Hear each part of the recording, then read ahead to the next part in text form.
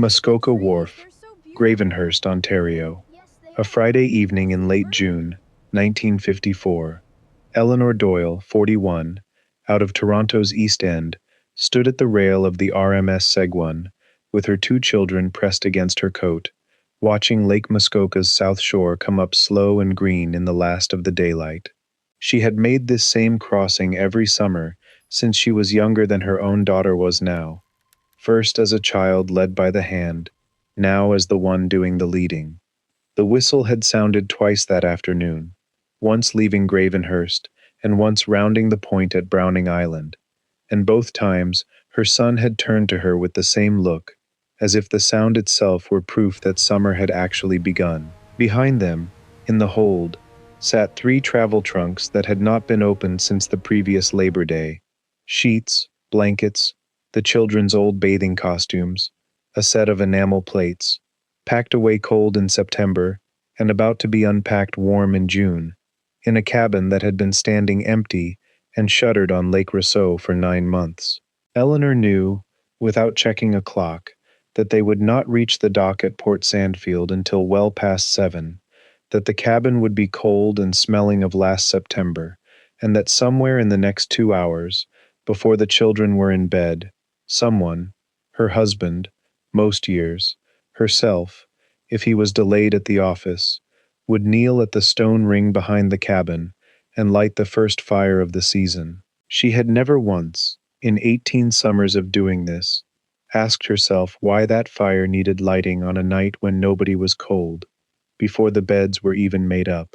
She only knew that it did. What was it, exactly, that a family like the Doyles needed a fire to do on a night like that, in a cabin that had stood closed and empty since the leaves last turned? And why did no one who kept this ritual for 30 years across the Muskoka Lakes ever think to ask what they were actually doing when they lit it? Before you can understand what the Doyles were doing at that fire ring, you need to understand what it took to get there at all. Through most of the first half of the 20th century, Muskoka's cottages were not reachable by any road a family like the Doyles could reasonably drive. A vacationer from Toronto took a train, Grand Trunk Service, later Canadian National, north to Gravenhurst, where the line met Muskoka Wharf directly. From there, a fleet of steamships operated by the Muskoka Lakes Navigation Company, and later independent lines, carried passengers, freight, and the Royal Mail across Lake Muskoka, Lake Rosseau, and Lake Joseph to docks at Bracebridge, Beaumaris, Port Carling, Port Sandfield, and Bala. The RMS Segwun, rebuilt in 1925 from a hull first launched in 1887, was one of the last of these vessels still carrying mail into the 1950s, and steamship service to these lakes did not end because families stopped wanting to come. It ended in 1958, when Canada Post finally moved the mail onto roads that had, by then, already reached most of the lakes. For a family with no car, or no reason yet to trust the gravel roads north of Barrie, the steamship was not a scenic option. It was the only way in. Every trunk, every child, every case of canned goods for the summer went up the gangplank by hand, and every cottage on those 3 lakes stood, from Labor Day to the following June, reachable only by water. This is why the arrival itself carried weight a modern drive up the highway does not. Carrying the trunks off the Segwun and up to a waiting rowboat or hired launch was not a chore performed quietly by one person. It was collective, and it was public. Neighboring cottage families, arriving on the same boat, or already gathered at their own docks, called out the season's first greetings across the water before a single trunk had been set down. What the wharf demanded of the Doyles, every June, was not simply patience with a slow crossing. It demanded that the whole family arrive together, in the same hour, carrying everything they would need for 2 months, into a cabin that had stood shut since the previous September, and light, before that first night was over, the one thing that would make it theirs again. Before we continue, if this kind of documentation is what you've been looking for, consider subscribing. Every video on this channel goes into one specific element of the Canadian cottage and campfire summer between 1920 and 1980. What the cabin was, what the campfire or the fishing trip or the dock conversation gave the family who kept the ritual, and what they were actually building when they came back to the same lake summer after summer. Not nostalgia for old photographs. The documented social meaning of a ritual that a generation of Canadian families arranged their year around. Even if you've never set foot on a dock, this is about what a family builds when the whole year narrows down to a single, repeated arrival. And if you spent your summers arriving at a lake like this, or your family did, put it in the comments. Did your family arrive by train and steamship before the highway came, and do you remember the first fire lit the night you got there? Next time, we follow the same families onto the water at dawn for the fishing trip that gave a father and child the one unstructured hour their year rarely offered. Back to the fire. The cabin the Doyles reached that Friday night in 1954 was not yet a home. It was a structure that had spent 9 months doing exactly what an empty Muskoka cottage did every winter, collecting damp in its corners, sheltering whatever mice had found their way in through the woodpile, and holding the particular smell of a room that has not had a window open since September. Regional cottage accounts from this period describe the same short list of tasks performed at nearly every closed-up Ontario cottage before a family could properly call it theirs again. Shutters taken down, water lines primed, boats hauled back into the lake, and, almost universally, some reckoning with mice, who by long-standing cottage habit treated an empty cabin as theirs by right through the winter months. None of this was glamorous, and none of it was described at the time as anything more than the ordinary work of getting a place ready. But it mattered that the fire was lit before that work was finished, while the trunks still sat unopened on the porch, while the beds were still bare, while the whole cabin still smelled faintly of last year. The fire did not wait for the cabin to be presentable. It was lit into the mess of arrival itself, in the dark, with everything still half done. That order, fire before order, was not an accident of exhaustion. It was, whether the Doyles could have named it this way or not, a decision about what actually made a cottage summer begin. A cabin with clean sheets, swept floors, and no fire was still, that first night, an empty building recently reoccupied. A cabin with unopened trunks, one bare bulb of gaslight, and a fire already going on the rocks behind it was, by the time the youngest child fell asleep against her mother's coat, unmistakably the Doyles' cottage again. The fire was not part of the cleanup.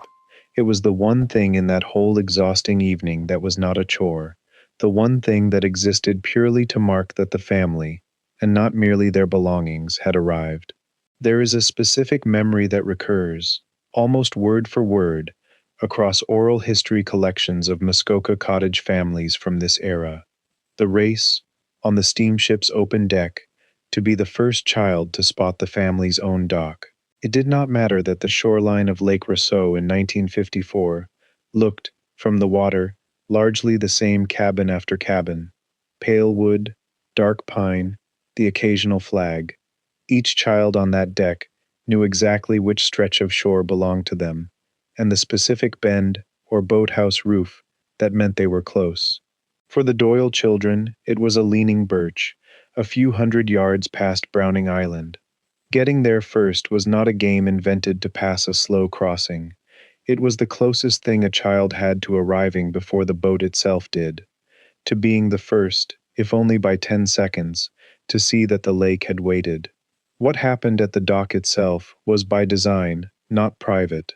Regional Cottage Association records and published social histories of post-war Muskoka described the wharf at each stop as a genuinely public event each June. Families who had not seen one another since the previous Labor Day exchanging the season's first greetings before a single trunk was carried up from the boat. Carrying those trunks was collective work, and it was work that included the children, the light parcels, the folded chairs, The fishing rods went to whoever was old enough to carry them without dropping them into the lake. A 10-year-old handed a box of canned goods to carry up a dock was not being kept busy. He was being told, in the plainest terms available to a family that rarely spoke about such things directly, that he was old enough this year to be part of the actual work of the arrival, not just carried along by it. Nothing about this required a single word of explanation from any adult standing on that dock. The children understood, by the second or third summer they were entrusted with something to carry, that being handed a box meant something had changed about their place in the family's year. That understanding, earned silently, 1 June at a time, is what the Wharf actually gave a child, underneath the greetings and the trunks and the smell of the lake. Before you can understand why a family like the Doyles could make this same crossing every June for 18 years, you need to understand what built the Muskoka Lakes into cottage country in the first place, a term that only came into wide use in Ontario after the Second World War, but that describes a pattern already decades old by the time Eleanor Doyle was a child on that same steamship. Rail reached Gravenhurst in 1875 and Bracebridge in 1885, and from the moment the tracks arrived, the Grand Trunk Railway actively promoted the region to wealthy vacationers from Toronto, New York, and Pittsburgh, building grand resort hotels, the Royal Muskoka on Lake Rosseau among the largest, operating from 1901 until it burned in 1952, serviced directly by the same steamship lines that carried ordinary cottage families. For the first several decades of Muskoka's tourist economy, this was genuinely a two-tier world. The hotel guests who came for a season of croquet and dining rooms, and the smaller, steadier population of families who built or bought a modest cabin of their own and returned to it, summer after summer, on the same boats. Access to that second kind of Muskoka summer was never universal, and it would be dishonest to describe it as though it were. Owning or reliably renting a lake cabin in this era required a specific kind of urban, middle-class stability, a father with steady employment, and some flexibility in June, a family that could absorb the cost of the crossing, the cabin's upkeep, and 2 months without his full-time wage if he could not join them every week. Regional Cottage Association records from this period describe a wave of exactly this kind of Toronto family: professionals, tradesmen with steady contracts, small business owners, building or purchasing modest cottages across the Muskoka Lakes through the 1920s, 1930s, and 1940s, distinct from both the grand hotel guests above them and the many Ontario families for whom a lake cottage, of any kind, was simply not within reach. The Doyles' arrival by rail and steamship, then, was not a neutral fact of geography. It was the specific, narrow doorway through which one particular kind of Canadian family reached one particular kind of summer, a doorway that a highway, when it finally arrived, would open considerably wider and change considerably. None of this is to suggest that the early season arrival was comfortable. Regional accounts of Muskoka cottage life consistently describe the same complaints about the season's first weekend: nights in late May or June that stayed genuinely cold once the sun went down, a cabin that held the damp of an Ontario winter for days after it was reopened, and, as more than one cottager from this era has put it, on the record, in published oral history collections, a running battle with mice, who had wintered in the walls and regarded the cabin's return to human use as, at best, an inconvenience to be tolerated. None of it was romantic in the moment. A family arriving at their cabin on Lake Rosseau in early June was arriving at a building that needed real work before it could shelter them properly, in a climate that had not yet decided the summer had begun. It is also worth saying plainly that this entire rhythm, the steamship, the cabin, the fire lit into an unfinished evening, belonged to families who could afford the specific combination of time and money it required, and that the Muskoka Lakes of this era, like Ontario cottage country generally, sat on land whose earlier history involved the displacement of Anishinaabe communities who had used these same lakes and shorelines for generations before railways or resort hotels arrived. The Doyles' ritual of arrival is real, and it mattered to the people who lived it. It was also, like most things built from privilege and repetition, only available to some.